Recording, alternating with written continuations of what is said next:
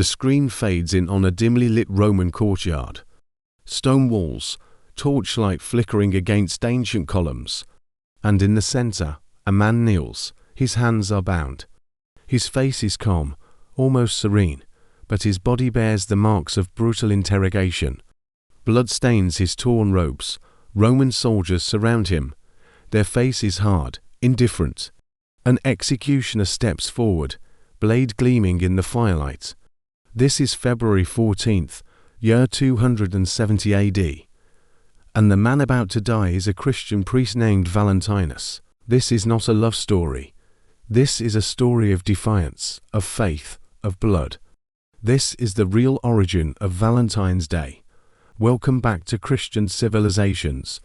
If you're here because you're curious about the truth behind the holidays we celebrate, the symbols we take for granted, the narratives we've been sold without question, then you're in the right place. Hit that subscribe button right now, because what we're about to uncover will completely change how you see February 14th. And here's a question I want you to answer in the comments as we go through this. Do you think modern Valentine's Day honors the memory of St. Valentine? Or does it betray it? Think about that.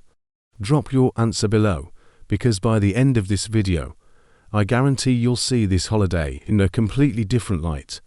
Let's start with what you think you know. Valentine's Day. Hearts, roses, chocolates, romantic dinners, Hallmark cards with cheesy poetry. It's the most commercialized celebration of romantic love in the Western world. But here's what they don't teach you in school. What the greeting card companies certainly do and want you thinking about while you rebrowsing the candy aisle. Valentine's Day is named after a man who was executed. Brutally, publicly. This wasn't about romance.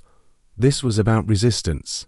This was about a Christian standing firm in his faith even when it cost him everything. So who was St. Valentine? And here's where it gets complicated, because history has given us fragments, legends, conflicting accounts.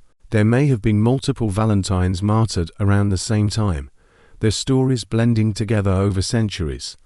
But the most widely accepted tradition centers on a priest in Rome during the reign of Emperor Claudius II, a ruler known as Claudius Gothicus. And Claudius had a problem. Rome was constantly at war. Claudius needed a strong military. He needed men willing to fight, willing to die for Rome. But he noticed something. Married soldiers didn't fight as well. They hesitated. They thought about their wives, their children. They wanted to survive, to go home.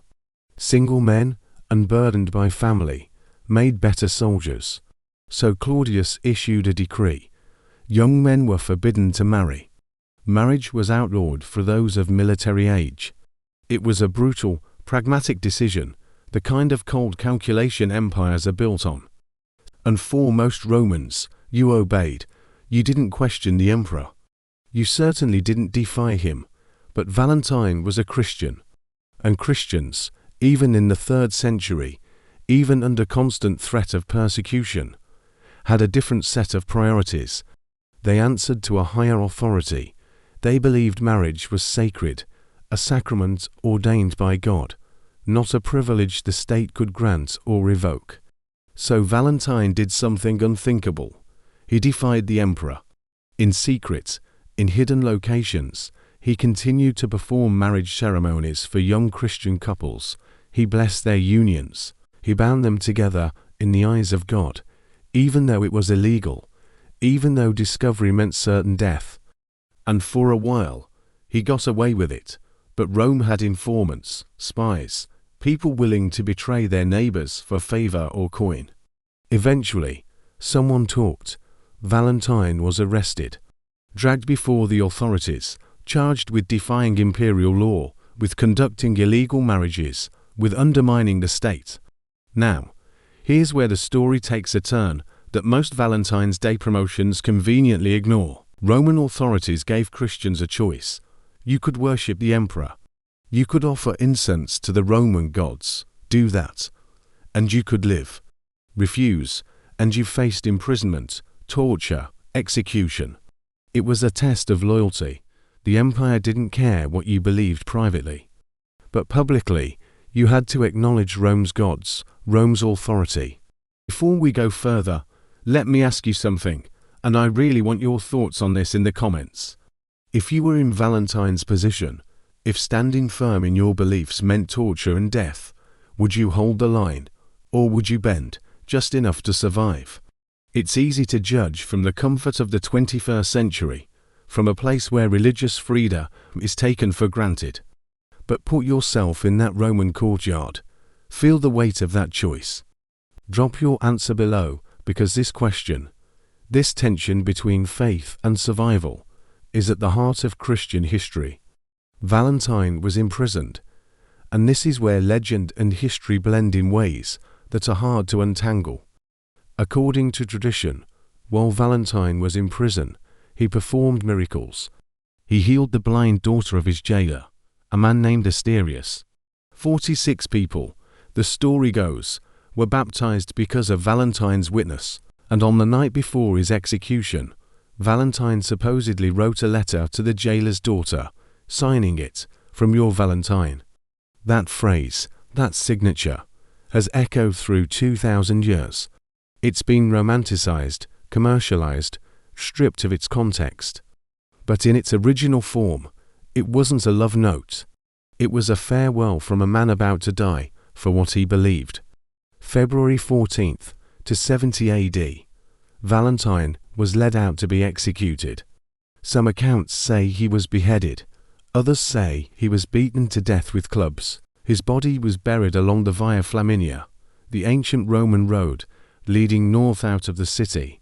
And over the centuries, his story grew, transformed, took on layers of meaning. But even then, the romantic associations hadn't fully developed. That came later, much later, in the Middle Ages. By the 18th and 19th centuries, Valentine's Day had become firmly associated with romance. And here's what I find both fascinating and deeply troubling. Who stood firm in his convictions even when the most powerful empire on earth demanded he bow. It was about sacrifice. It was about choosing principle over survival, faith over compromise, God over Caesar. That kind of love, the love that costs you everything, is almost entirely absent from the modern holiday. Today, on February 14th, millions of people will exchange heart-shaped boxes of chocolate. They'll post Instagram photos of bouquets and jewelry. They'll eat at overpriced restaurants, watch romantic movies, share sentimental messages on social media. None of it will reflect on martyrdom, on faith, on the cost of standing against the powers of this world. We've stripped it of everything that made it significant and replaced it with a hollow, commercialized imitation. I'm not saying you shouldn't celebrate love or give gifts to people you care about, because when you lose the story, when you forget why something matters, you end up with a culture that celebrates everything and stands for nothing.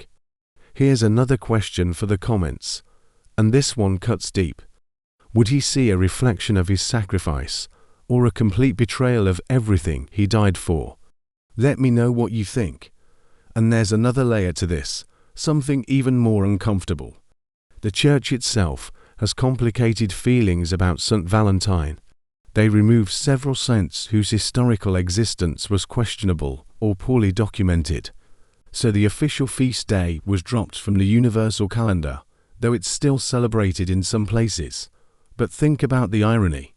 The secular world is obsessed with Valentine's Day, spending billions on it every year, while the Church that canonized him has quietly distanced itself. The martyr has been abandoned by the institution he died for and co-opted by a culture that doesn't even know his story.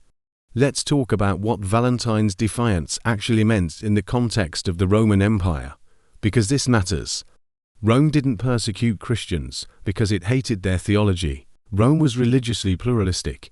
Christians refused. They insisted on exclusive worship of one God. They wouldn't offer incense to the emperor. They wouldn't participate in festivals honoring pagan deities.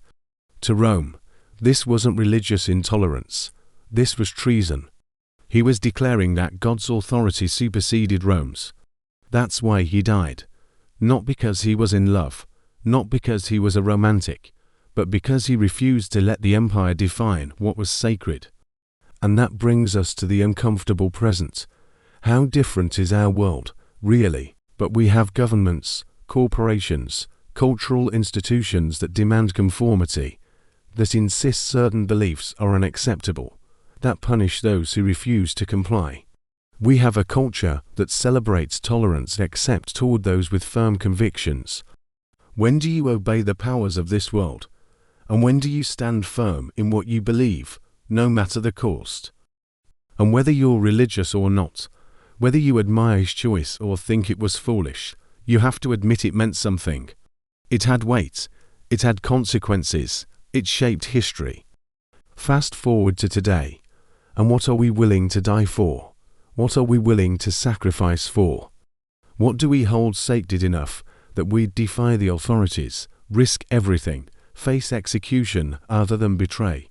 And maybe that's wise, maybe that's survival. But it's not martyrdom. It's not the kind of love Valentine embodied. What does real love look like? Not the Valentines and chocolates version. Not the rom-com version. The kind of love that stands firm even when everything is against you. And that's the love we've almost completely forgotten and subscribed to Christian civilizations, because we're going to keep digging into the truths that get buried, the histories that get rewritten, the stories that matter. I want to know if you think modern Valentine's Day honors St. Valentine or betrays him. February 14th is coming. The stores will fill with red and pink. The restaurants will overbook, the florists will sell out, and almost no one will remember the man who gave the day its name. But you will, because now you know the truth. And the truth, as uncomfortable as it might be, is always worth knowing.